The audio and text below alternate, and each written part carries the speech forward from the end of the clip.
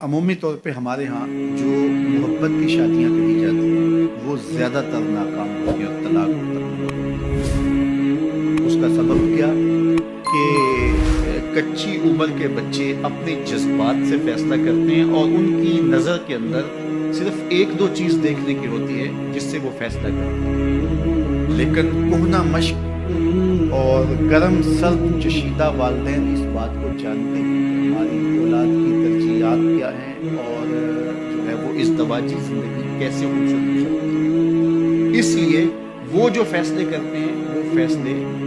جو ہے وہ بہت اچھے ہوتے ہیں۔ کبھی ایسا ہوتا ہے کہ اولادوں کو اللہ تعالیٰ فہم، فراست اور عقل و خرد کی فراوانیاں نصیب کر دیتا ہے اور والدین واقعتاً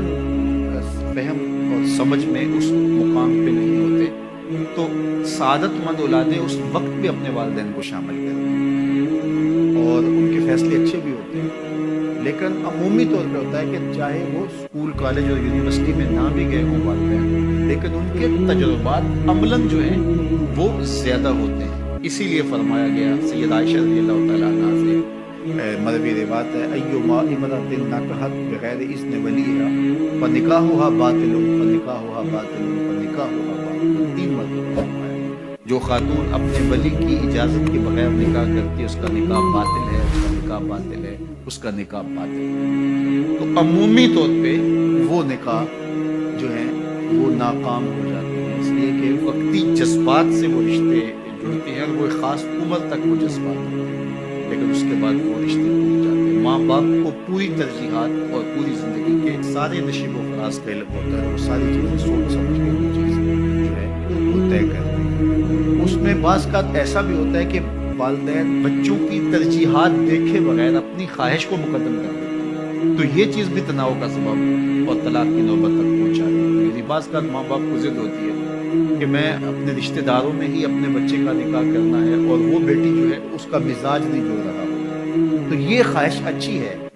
لیکن اگر ان کی زندگی تلخ ہوگی تو اپنی خواہش کو اولاد کے لیے قربان کرنا ہوگا۔ بہرحال جو بھی ذرائع ہیں طلاق کے، جو بھی اسباب ہیں، محرکات ہیں،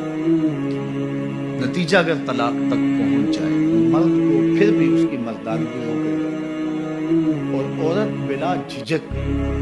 جب وہ جذبات میں آتی ہے تو وہ طلاق مانگنے میں دیر نہیں کرتی۔ اور بہت ساری طلاق جو جذباتی ماحول میں ہوتی ہے اس میں قصور خاتون کا ہوتا ہے کہ وہ طلاق مانگتی ہے، تو عورت کو کبھی بھی طلاق نہیں مانگنی چاہیے۔ ہاں، اگر واقعتاً اس کا استحقاق بنتا ہے، وہاں زندگی گزارنا مشکل ہو گیا ہے، تو وہ عدالت میں رجوع کر کے بلا دے سکتی ہے۔ لیکن یہ عورتیں جو ڈٹ جاتی ہیں کہ ٹھیک ہے مجھے بھی فارغ کرو، میں ایک لمحہ اس گھر نہیں رہنا چاہتی،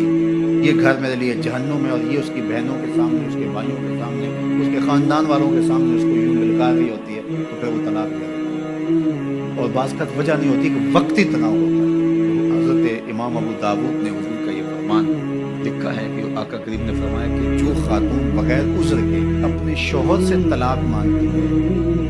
وہ جنت کی خوشبو بھی نہیں پاتی، اور جنت کی خوشبو 500 سال کی مسافت سے آنا شروع ہوتی ہے۔ تو جو بغیر عذر کے اپنے شوہر سے طلاق مانگے، تو یہ بات ذہن میں رکھیے گا کہ عورت نہیں چاہتی کہ یہ اس کے وقتی جذبات ہوتے ہیں، وہ یہی چاہتی ہے کہ میں سرخ جوڑے میں اس گھر میں آئی ہوں تو سفید کفن میں واپس کروں۔ اور عورت کی آرزو ہوتی ہے کہ میرا شوہر جو ہے وہ مجھ کو جو ہے وہ خود اپنے ہاتھوں سے جو ہے وہ لاحت میں اتارے۔ میرے حضور صلی اللہ علیہ وسلم نے عورت کے اس جذبات کا لحاظ کرتے ہوئے ایک دن سیدہ عائشہ سے کہا کہ عائشہ اگر تو انتقال کر جائے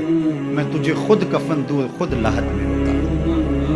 تو حضرت عائشہ رضی اللہ تعالیٰ عنہ کے چشمان سے آنسو آ گئے کہ یہ اگر ہو تو میرے لیے اس سے بڑا کیا احساس ہے کہ میرا شوہر میرا خود جنازہ پڑھے اور خود مجھے کفن دے اور خود مجھے لاحت میں اتارے۔ تو گھر ٹوٹنے سے بچے اور میاں بیوی کا جس طرح یہ دنیا میں رشتہ ہے تو یہ رشتہ آخرت میں بھی قائم رہے گا، اور جب خاتون جنت میں جائے گی تو یہ جو ہے وہ ان حوروں کی جو مرد کو جنت میں عطا کی جائیں گی ان کی سردار ہوگی، اور اس کا حسن و جمال ان سے فراواں ہوگا، اور اللہ تعالیٰ اس کو وہاں جو عزتیں دے گا، چونکہ وہ دار الجزا ہے، دار العمل تو ہے نہیں ہے،